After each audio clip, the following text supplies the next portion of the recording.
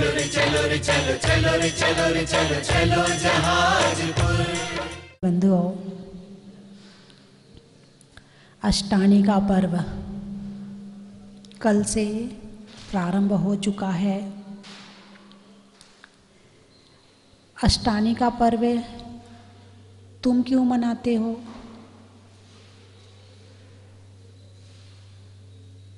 ये अनादि अनिदन पर्व है, हमेशा से था, है और रहेगा।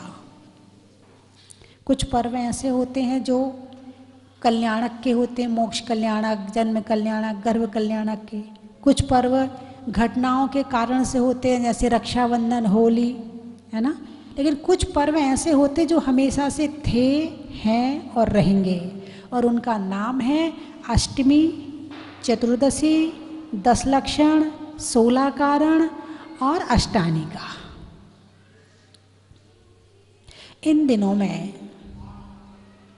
स्वर्ग के देवता अकृत्रिम चैत्यालयों के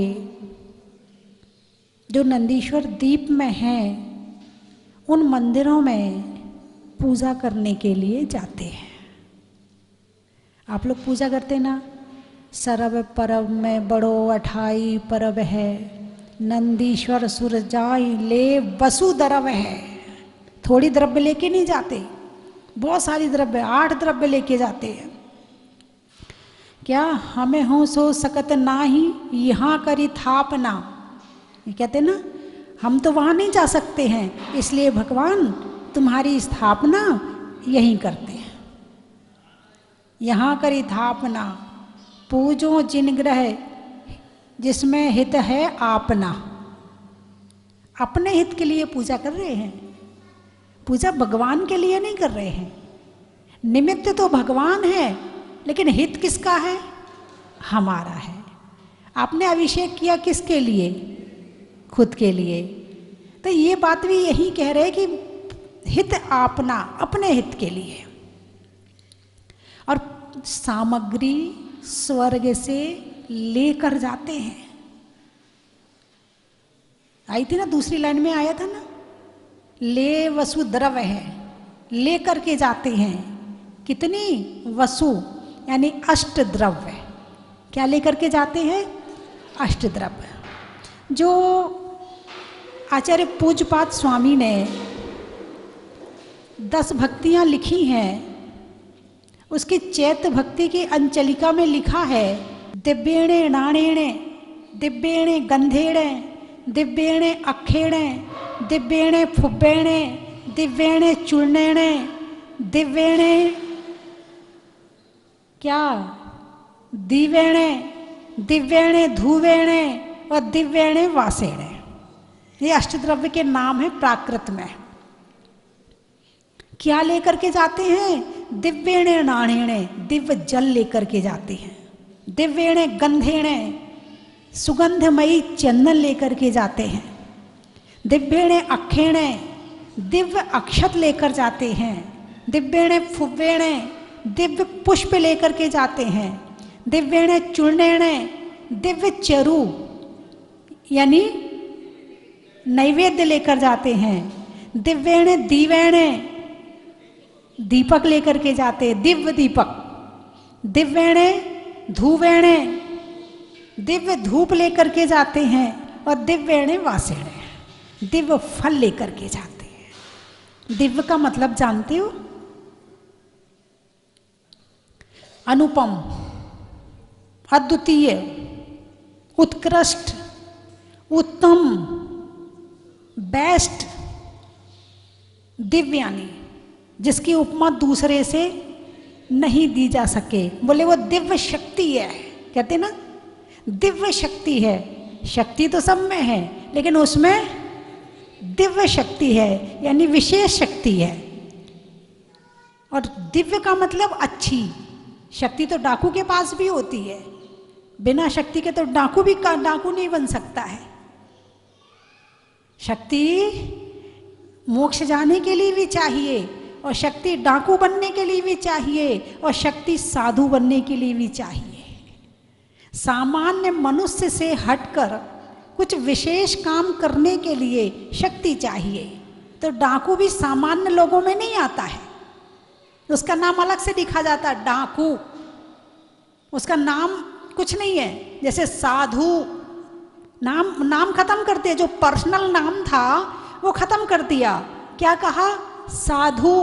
ऐसे ही उस व्यक्ति का पर्सनल नाम खत्म कर दिया, क्या कहा? डाकू। ऐसे ही जो भगवान बन जाते हैं तो उनका पर्सनल नाम खत्म हो गया, भगवान। क्या कहते हो? भगवान। तो दिव्य शक्ति, दिव्य द्रव्य, दिव्य सामग्री लेकर के जाते हैं। जल कैसा है? दिव्य है। उस दिव्य की क्या परिभाषा है? प्रासुक है, जीव रहित है। यहां जैसा जल नहीं है, यहां जैसा जल नहीं है जिसमें जीवोत्पत्ति होती रहती है, जिसमें त्रस जीव रहते हैं, ऐसा जल नहीं है। ऐसा जल है कि जिसमें जीवोत्पत्ति नहीं होती है। और यहाँ जो जल होता है, कुएं का जल लाते हो, छानते हो, अच्छे से छाना कि नहीं छाना? क्रिया बिन पापे उपाई, भाव तो बहुत अच्छे हैं, भावों में कमी नहीं है, मगर पानी छानना नहीं आता तो भी पाप लगेगा। बात समझ में आई कि नहीं? भाव कितने भी अच्छे हों, लेकिन यदि क्रिया में गलती हो जाए, क्रिया में हिंसा आ जाए तो पाप क्रिया कहलाएगी। वो कहते हैं ना, क्रिया बिन पापे उपाई, आलोचना पाठ की लाइन है ना ये। भगवान पूजा तो करी आपकी, लेकिन क्रिया नहीं करी। सही क्रिया भी जरूरी है। तो पानी छाना, एक बार मैंने देखा, कहीं मैं धूप में थी, धूप में बैठी थी, सामने था स्थान जो जहाँ से वो पानी भर रहे थे। उन्होंने, एक महिला थी, उसने पहले बर्तन मांजा, चली गई दृष्टि कि चलो देखें ये क्या करती है। उसने बर्तन मांजा और बर्तन मांज के फिर उसने अनछने पानी से उस बर्तन को धोया, फिर उसने छन्ना लगाया और पानी छान लिया। बताइए, पानी छन गया? नहीं। क्या कमी रह गई? हैं? छने हुए पानी से, हाँ बहुत, ये गुड़िया बहुत बढ़िया। इस गुड़िया को भी पता है कि छने हुए पानी से 3 बार, जब तक आप उस बर्तन को नहीं धो लेती हैं तब तक पानी अनछना हो जाएगा। इसको कहते हैं लगार। क्या कहते हैं? लगार। बोले लगार लग गई। लगार लगने का क्या मतलब है? एक की चीज दूसरे में आ गई। जामुन होते ना, जामुन, जामुन के क्या होता है? दही जमाने के लिए इतना सा जामुन डालते, तो इतने से दही में इतनी ताकत है कि भगोने भर दूध को जमा दे, यानी उसकी जो क्वालिटी है वो उसमें आ गई। ऐसे ही अनछने, एक बूंद अनछने पानी में इतनी ताकत है कि तुम्हारे एक बाल्टी छने पानी को अनछना कर दे। तो इसीलिए पानी छानने से तुम्हारी पूजा शुरू होती है। तुम्हारी पूजा सामग्री चढ़ाने से शुरू नहीं होती है। ये भूल जाओ, तुम देवता नहीं हो कि तुम्हारे पास में दिव्य जल है। तुम्हें ना छानने की जरूरत है, ना गर्म करने की जरूरत है, ना प्रासुक करने की जरूरत है। तुम्हें सबसे पहले क्रिया की जरूरत है। तुम्हारी पूजा क्रिया से शुरू होती है। यदि तुम्हारी क्रिया सही है तो पूजा का फल पूरा मिलेगा, और क्रिया गड़बड़ है तो पूजा का पूरा फल मिलने वाला नहीं है। पानी छानना, छानने के बाद गर्म करना, प्रासुक करना। अब वो 6 घंटे की मर्यादा का हो गया। आप उसको 6 घंटे तक उपयोग, पूजा जैसे आपने सुबह 6 बजे जल भरा, आप उसे 12 बजे तक उससे पूजा कर सकते हो, लेकिन 12 बजे के बाद वो जल फिर भगवान को चढ़ाने योग्य नहीं है। दिव्येणे गंधेणे, चंदन भी कैसा होता है उनका? दिव्य होता है। ऐसा महकता है, ऐसा महकता है कि बस पूछो मत। और यहाँ का चंदन तो कितना घिस लो, नाक के पास भी ले जाओ तो भी खुशबू नहीं आती। चलो कोई बात नहीं, हम मनुष्य हैं, हमें ऐसे ही चढ़ाने को मिल रहा है, चढ़ा लेते हैं। दिव्येणे अक्षेणे, दिव्य अक्षत। अक्षत, हमारे पास में अक्षत नहीं है, हमने चावल को प्रतीक बना लिया अक्षत का और उसको चढ़ाकर कहते हैं भगवान जैसे ये चावल दोबारा यदि जमीन में डाला जाए या अक्षत डाला जाए तो दोबारा उगता नहीं है, ठीक ऐसे ही मेरा जन्म मरण मिट जाए और ये जीवन में दोबारा अब जन्म मरण अगला ना हो, मेरा जीवन भी अक्षत कर दो। दिव्येणे फुव्येणे, क्या दिव्य पुष्प, कौन से पुष्प की बात आई है? कल्प वृक्ष के पुष्प। ये सारी सामग्री जो देवता ले जाते हैं वो सब कल्प वृक्ष की होती है। किसकी होती है? कल्प वृक्ष की। और कल्प वृक्ष से जो चीजें मिलती हैं वे दिव्य होती हैं, जीव रहित होती हैं। तो इसीलिए दिव्येणे फुव्येणे, दिव्य पुष्प। कौन से पुष्प? दिव्य पुष्प, जिसमें जीव रहित पुष्प, जिसमें हिंसा का दोष नहीं लगता है। ऐसे पुष्प लेकर के देवतागण नंदीश्वर दीप जाते हैं। अब कहाँ स्वर्ग और कहाँ 8वां दीप नंदीश्वर। यदि मान लो इतनी सामग्री लेके यहाँ से तुम अपने जयपुर तक जाओ फूल लेकर के, तो वहां जाने जाने तक वो मुरझा जाएगा। मुरझाएगा नहीं मुरझाएगा? मुरझा जाएगा। लेकिन वो दिव्य पुष्प है, वो मुरझाता नहीं है, इसलिए दिव्य पुष्प कहा है। दिव्येणे फुव्येणे दिव्येणे। अब क्या आएगा पुष्प के बाद? चूर्णेणे, नैवेद्य। कैसा नैवेद्य? दिव्य है। अब हम दिव्य नैवेद्य तो नहीं बना सकते, तो हमने एक सफेद चटक को उसमें स्थापना कर ली कि ये हमारे लिए नैवेद्य है। हम स्थापना करके ही मान लेते हैं, क्योंकि हम स्वर्ग के देवता नहीं हैं, हम धरती के मनुष्य हैं। इसलिए सफेद चटक को, और चटक को चटक क्यों कहते हैं? उसका नाम चटक कैसे पड़ा? जो मैंने कहीं पढ़ा नहीं है, लेकिन जो मेरे मन में विचार आए वो आपको बता देती हूँ कि जो गोला होगा वो चटक गया होगा, हैं? और उसके बाद उसके और टुकड़े कर लिए होंगे, बोले भाई ये चटक है, चढ़ाओ इसे, यही नैवेद्य है। ऐसे चटक बन गई। दिव्येणे दीवेणे, दीपक कौन सा?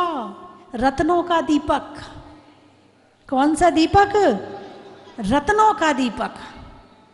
दिव्य प्रकाश जिसमें से निकल रहे हैं, ऐसे रत्न जो अपनी कांति छोड़ रहे हैं, जब चढ़ाते हैं तो चारों तरफ प्रकाश ही प्रकाश फैलता है, उसमें से किरणें निकल जाती हैं। ऐसे दीपक से देवता पूजा करते हैं। दिव्येणे धूवेणे, क्या? धूप। धूवेणे यानी धूप, दिव्य धूप। एक बार की बात मुझे याद है, इसमें आपको क्रिया का पता चल जाएगा कि धूप की क्रिया, धूप कैसी चढ़ानी चाहिए। 28 साल पहले की बात है, जब मैंने दीक्षा नहीं ली थी। तो मैं कहीं 10 लाखनी पर्व में गई थी। पास में कोई शहर में साधु थे, तो मैंने कहा चलो दर्शन कर आती हूँ। मैं दर्शन करने गई तो सुबह करीब 8 बजे पहुँची वहाँ, तो सामूहिक पूजा चल रही थी। तो साधु जन ने इशारा किया कि यहाँ पूजा में बैठ जाओ। मैं बैठ गई। मैंने सोचा जब बैठ ही रही हूँ तो अर्घ्य भी चढ़ा लूँ। फिर मैंने, जब धूप का नंबर आया, मेरी आदत थी कि कोई भी चीज़ चढ़ाती थी तो चढ़ाने के पहले देखती थी। ये नेचर में था, बिना देखे चढ़ाती नहीं थी। तो मैंने धूप पर दृष्टि डाली अपनी, तो उसमें तिरुला चल रही थी और अग्नि सामने रखी थी। वहाँ पर थाली में चढ़ाने वाली धूप नहीं चल रही थी, अग्नि वाली धूप चल रही थी, और वो धूप सीधी उस अग्नि में जा रही थी। और जैसे मैंने देखा कि इसमें तिरुला चल रहे हैं और ये धूप अग्नि में चढ़ाई जा रही है। तिरुला है 3 इंद्री। कितने इंद्री हैं? 3 इंद्री। और 3 इंद्री को चढ़ा करके तुम धूप कहो, ये तो बहुत घोर, क्या कहूं, आप क्या कहोगे इसे? इसलिए ये शब्द याद रखना, क्रिया बिन पाप उपाय। क्रिया के बिना धर्म पूरा नहीं है। श्रद्धा चाहिए, विवेक चाहिए और क्रिया चाहिए। तुम्हारे अंदर श्रद्धा बहुत है और विवेक और क्रिया, विवेक होगा तो क्रिया जरूर होगी। अब मैंने फिर जाके उनसे कहा, मैंने कहा महाराज सबको मना करो कि जो ये धूप चढ़ रही है इसको ना चढ़ाएं अग्नि में। बोले क्यों? मैंने कहा महाराज जी उसमें तिरुला चल रहे हैं। मैंने थाली ले जाके दिखाई, मैंने कहा महाराज जी आप देखो तिरुला चल रहे इसमें। हालांकि उन्हें थोड़ा बुरा तो लगा होगा क्योंकि लेकिन मैंने, उन्होंने माना नहीं माना ये तो मुझे नहीं पता है, लेकिन मैंने समझा कि मुझे कहना चाहिए। ना जाने कितने जीव, यदि मैं नहीं कहूँगी, मैंने देख लिया है और मैं नहीं कहूँगी तो शायद पाप मुझे भी लगेगा। इसलिए तुरंत सबको मना करवाया कि आप लोग ऐसी धूप ना चढ़ाएं। तो धूप कैसी चढ़ाएं?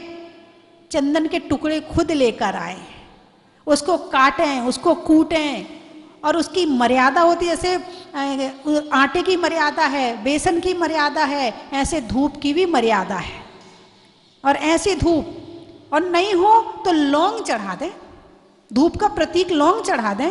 जरूरी थोड़ी, जब आप स्वर्ग के सारी चीजें नहीं चढ़ा रहे हो तो धूप कहाँ से चढ़ाओगे स्वर्ग के इलाके? यदि आप लौंग को भी प्रतीक बना लेते हो धूप का तो कोई दिक्कत नहीं है, कोई बाधा नहीं है इसमें। आप आराम से लौंग चढ़ाइए, उसमें आपने स्थापना ही तो करनी है ना। जब चटक में आपने नैवेद्य की स्थापना कर दी, उसको पीला करके आपने उसमें दीप की स्थापना कर दी, तो लवंग में आप यदि धूप की स्थापना कर दें तो क्या दिक्कत है?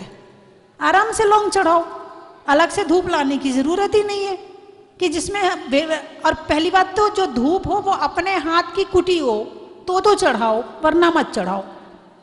लौंग चढ़ा के संतुष्टि कर लो कि भगवान मैंने धूप चढ़ा दी। कुछ लोगों को सामग्री की बड़ी आकुलता रहती है, इसमें धूप नहीं है, इसमें ये नहीं है, इसमें ये नहीं। ठीक है, होनी चाहिए, मान रहे हैं, लेकिन ऐसी होनी चाहिए कि जो क्रिया के साथ में हो।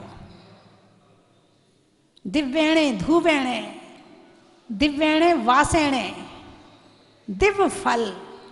कौन से फल? दिव्य फल। कहाँ के? कल्प वृक्षों के। देवता फल खाते नहीं है मगर फल चढ़ाते हैं। क्यों? क्योंकि सामग्री हमें प्रतीक बनाए हैं। तो हमने फल किसका प्रतीक माना है? मोक्ष फल का प्रतीक माना है। किसका प्रतीक है? मोक्ष फल का। मतलब कुछ लोगों की धारणा ये होती हम खाते हैं और चढ़ाते नहीं है, तो देवता तो खाते नहीं है लेकिन वो फिर भी चढ़ाते हैं। तो पूजा में खाने और नहीं खाने का संबंध नहीं है। पूजा में संबंध है जो चढ़ा रहे हैं कि उसके क्यों चढ़ा रहे, कारण क्या है। जल चढ़ाया जन्म जरा मृत्यु विनाशनाय, चंदन चढ़ाया संसार ताप विनाशनाय, अक्षत चढ़ाया अक्षय पद प्राप्ताय, पुष्प चढ़ाया काम बाण विध्वंसनाय, नैवेद्य चढ़ाया क्षुधा रोग विनाशनाय, दीप चढ़ाया, जोर से बोलो, मोहांकार विनाशनाय, धूप चढ़ाई अष्टकर्म विनाशनाय और फल चढ़ाया मोक्ष फल प्राप्त आए। यानी जो सामग्री है उसका खाने से कोई संबंध नहीं है कि हम खाते तो हैं, चढ़ाएं क्यों ना। कुछ लोगों के मन में भावना आ जाती होगी, तो देवता तो नैवेद्य भी नहीं खाते हैं। अरे बोलिए ना, खाते हैं क्या? देवताओं के गले में तो अमृत झर जाता है। वो अमृत, वो ये सोचे कि जो मैं खाऊंगा वो ही चढ़ाऊंगा। भगवान मुझे तो अमृत ला के दो, मैं तो अमृत ही चढ़ाऊंगा। चलिए मैं 3 चीजें बोलूंगी, आपको कहना बड़ा ही महत्व है।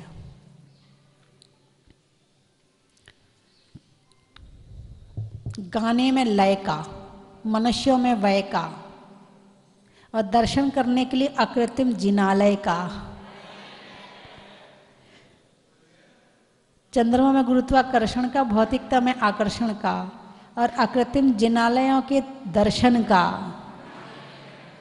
सलाइयों में सूजा का, मिठाइयों में गुजा का, भगवान की पूजा का। हिंदी में मात्रा का, स्कूल में छात्रा का, आपकी तीर्थ यात्रा का। कहाँ कहाँ से आए हो, डूंगरपुर। गाने में सुर का, नृत्य में नूपुर का, आने वालों में डूंगरपुर, जयपुर और उदयपुर का। और कहाँ से आए? मैसूर से। अच्छा। होने में मशहूर का, चेहरे पर नूर का, और आने वालों में मैसूर का।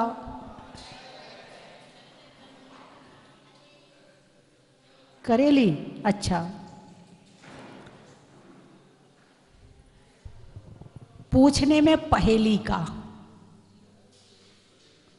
लड़कियों में सहेली का, और आने वालों में करेली का। मुंबई। महीनों में मई का, सिलाई में सुई का, और आने वालों में मुंबई का। पाड़वा। गर्मी में हवा का, बीमार में दवा का, और आने वालों में पाड़वा का। खेत में खाद का, मिलने में प्रसाद का, और आने वालों में अहमदाबाद का। और कहाँ से आए? हाँ, कोटा। सावन की घटा का, रसोई में पटाखा, और आने वालों में कोटा का। हो गए सारे? जयपुर का मैंने बताया था ना अभी, फागी। अच्छा। भगवान में वीतरागी का, घर में त्यागी का, और आने वालों में फागी का। सतियों में अनंग सरा का, रहने के लिए धरा का, और आने वालों में पदमपुरा का। महिलाओं में प्यार का, बच्चों में प्यार का, महिलाओं में हार का। प्यार नहीं, वो तो मामला गड़बड़ है। बच्चों में प्यार का, महिलाओं में हार का। हार, जीत नहीं, हार का। और कल सुबह होने वाले बिहार का। बच्चों में पलने का,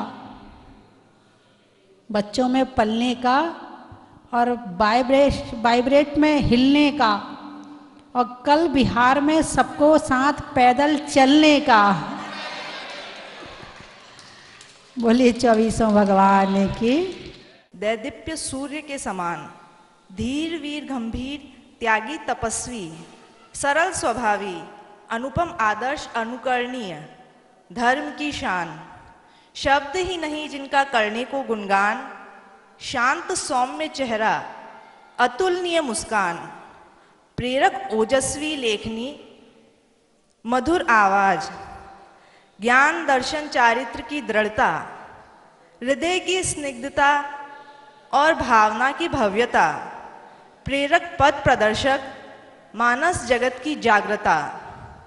संकल्प का कोई विकल्प नहीं, संसार से मुक्ति का मार्ग यही, दीक्षित होकर चुना मार्ग सही।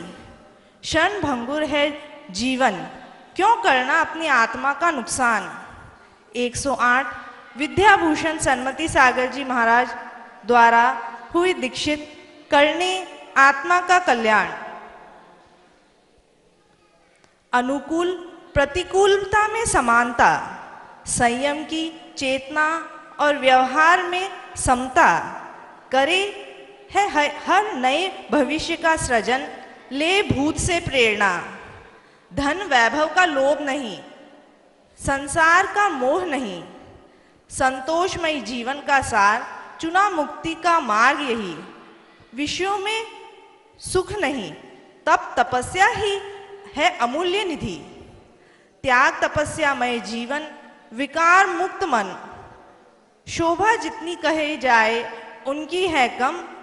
जिन धर्म की है जो शान, ऐसे स्वस्ति भूषण माता जी को मेरा शत शत नमन, शत शत नमन, शत शत नमन। तो हमारा स्वास्थ्य गड़बड़ था और माता जी के आशीर्वाद से, पद्म प्रभु भगवान के आशीर्वाद से हमारा सब ठीक हो जाएगा। मैं माता जी के पास में उस समय से आ रहा हूँ कि शायद यहाँ पर जितने भी बैठे होंगे लोग, उनको कल्पना नहीं होगी। जब माता जी का गोहाना में चतुर्मास हुआ था, उस समय हमने सर्वप्रथम माता जी के दर्शन किए थे और एक दो दिन वहाँ रुके थे।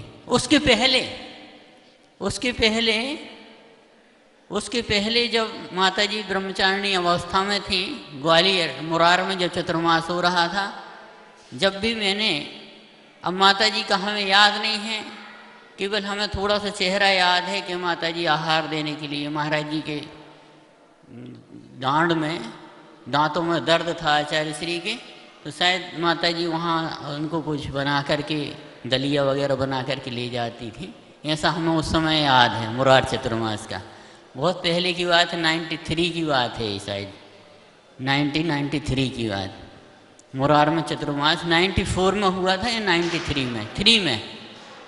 93 में हुआ था कि 3 में हुआ था। हाँ, उस समय हम गए। इसके बाद में हमने माता जी के दीक्षा वगैरह में तो नहीं आ पाए थे, क्योंकि हम महाराज जी के पास में रहते थे, ज्ञान सागर जी महाराज के।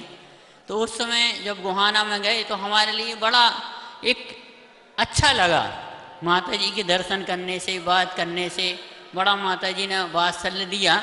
तो एक कहीं पर जाओ और एक अलग अनुभूति हो तो लगता है कि कुछ ना कुछ माता जी के व्यक्तित्व में। तो उस समय से हम माता जी के पास जाते रहे। फिर अनवरत रूप से हम चंडीगढ़ में, सहारनपुर में और बहुत सारी जगह माता जी के पास गए। और उसके बाद में हमें सौभाग्य मिला कि एक बार हमें मालूम चला, हम दिल्ली जा रहे थे। देखिए, संयोग की बात होती है कि मैं दिल्ली जा रहा था, मालूम चला कि मुरार ग्वालियर में माता जी विराजमान हैं। तो हमने वो टिकट तो दिल्ली का था, परंतु हम उतर गए मुरार में। हमने कहा माता जी के दर्शन करने जाते हैं, चतुर्मास का टाइम चल रहा था, किसी काम से जा रहे थे हम। तो हम माता जी के पास उतरे। उतरने के बाद में माता जी ने जो आशीर्वाद दिया, तो उसके बाद से हम लगातार चतुर्मास में भी रहे और कई चतुर्मास माता जी के साथ में ही हमने किए। यहाँ तक जहाजपुर का जो चतुर्मास हुआ 2013 का, माता जी के पास में ही रहा। फिर तो संयोग रहा कि हम बंगाल चले गए।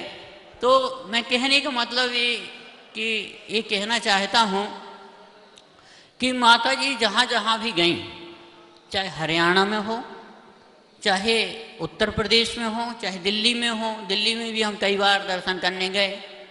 माता जी का इतना अच्छा वात्सल्य एवं उनके प्रवचन का जो तरीका है, प्रवचन बहुत लोग करते हैं, परंतु माता जी जिस तरह से प्रवचन करते हैं कि आधुनिक लोग क्या चाहते हैं, आधुनिक लोग किस तरह से सुनना चाहते हैं, क्या उनकी मांग होती है, क्या धर्म के बारे में सुनना चाहते हैं, क्या अपने जीवन में सुधार के बारे में सुनना चाहते हैं, ये माता जी प्रवचनों में कहती हैं। और जैसा कि सभी को मालूम है कि माता जी के जो 4 बजे के करीब प्रवचन आते हैं पारस टीवी पर, तो हजारों लोग, लाखों, हजारों नहीं कहें, लाखों लोग वहाँ पर टीवी खोल करके बैठे रहते हैं कि स्वस्ति भूषण माता जी के प्रवचन आने वाले हैं, अब बैठ जाओ। और इससे बड़ी बात यह है कि आजकल की जो युवा पीढ़ी है, बच्चे लोग हैं, वो प्रवचन वगैरह नहीं सुनना चाहते, परंतु हमने ये आश्चर्य देखा है कि माता जी के जो प्रवचन हैं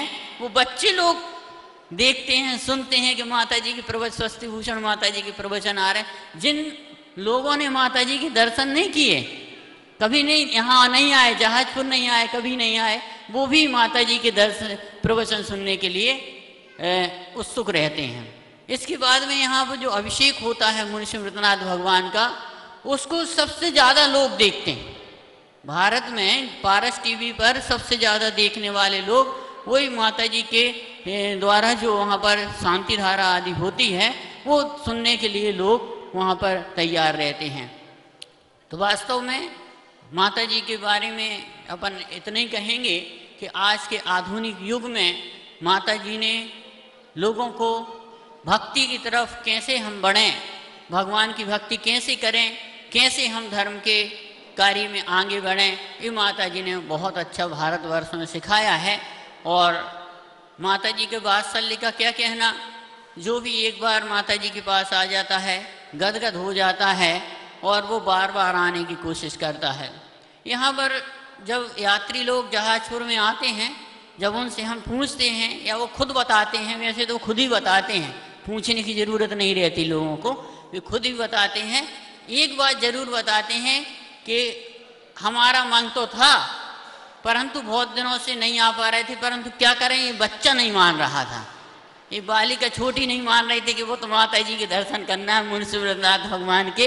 तो हमें ये लगा कि जितने भी लोग आते हैं उनमें अधिकांश लोगों के जो आने वाले हैं उनमें बच्चे लोग उनको खींच करके लाते माता पिता को कि चलो जहाजपुर इतना बढ़िया है, जहाज मंदिर बना है, चलो चलते हैं, चलो हमें नहीं ले जाते। ये भी ऐसी करती वहाँ करेली से आए। तो बहुत कुछ बोलने से कुछ नहीं है, हम माता जी के प्रवचनों को सुनना है। बस इतना है कि माता जी के द्वारा बताया हुआ उपदेश हम अपने जीवन में धारण करें और तीर्थ क्षेत्रों के प्रति और मुनियों के प्रति हम अपनी श्रद्धा को बनाए रखें। इन्हीं शब्दों के साथ बोलिए स्वस्ति भूषण माता जी की जय, बोलिए पद्म प्रभु भगवान की।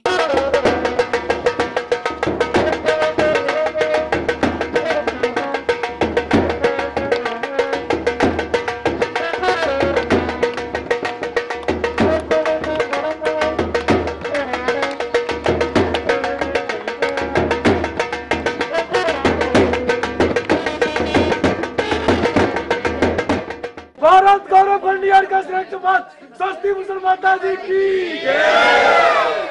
हम आए और हम यहाँ पे आके बहुत अपने आप को धन्य महसूस करते हैं। आज हमने पहली बार बोली भी ली यहाँ पे, तो सपरिवार आए हैं और बार बार आने का मन करता है। भगवान की मूर्ति देख के अलग ही भाव बन जाते हैं। तो यहाँ का माहौल बहुत ही अच्छा है, सारी सुविधाएं भी बहुत बढ़िया है। सबको मेरा एक ही रिक्वेस्ट है कि आप सभी आए और धर्म का लाभ लें। It's very peaceful and divine feeling we felt here. It's very well managed, well maintained and very well constructed place. Thank you.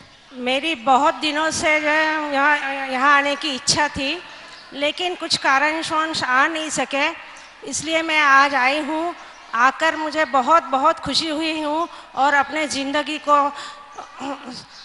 में सबसे बड़ी खुशी मिली है, इसका मुझे बहुत बहुत आनंद हो रहा है। अवसर जिंदगी में बार बार मिलता रहे, यही प्रभु से कामना करती हूँ।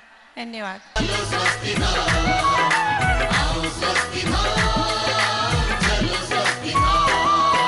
स्वस्ति धाम मुझे जाना है, चन की थाल को सजाओ रे आज, रत्नों की थाल को भर लाओ रे आज।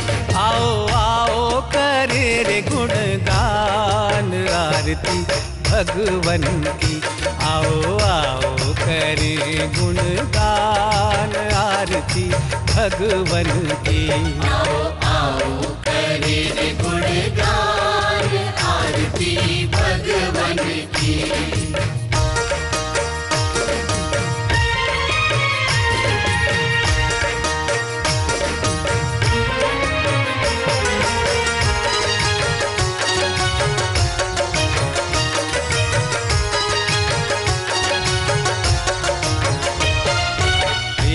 सुमित्र के राज दुलारे, माँ पद्मा जी के नैनों के तारे।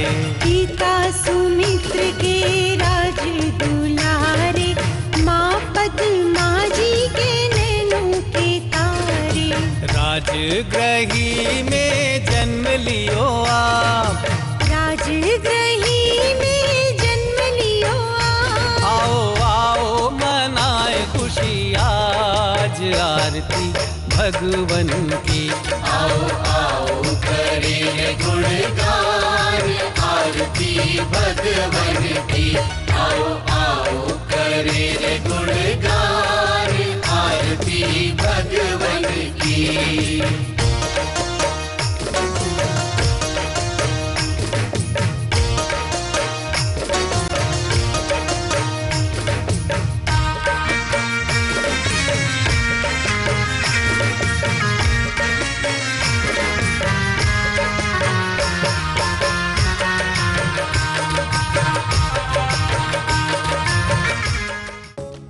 परम विदुषी लेखिका गणिनी आरिका रत्न श्री 105 स्वस्ति भूषण माता जी, जिन्होंने मात्र 20 वर्ष में 100 से भी अधिक किताबें लिखकर जैन समाज को अनूठा योगदान दिया है।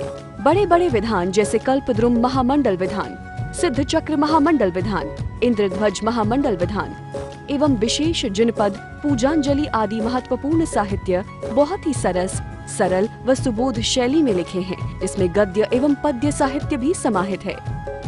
इन महान साहित्यों को पढ़कर आप भी अपने ज्ञान का विकास कर सकते हैं। साहित्य प्राप्त करने हेतु आज ही संपर्क करें। संपर्क सूत्र 7906062500 9868345768।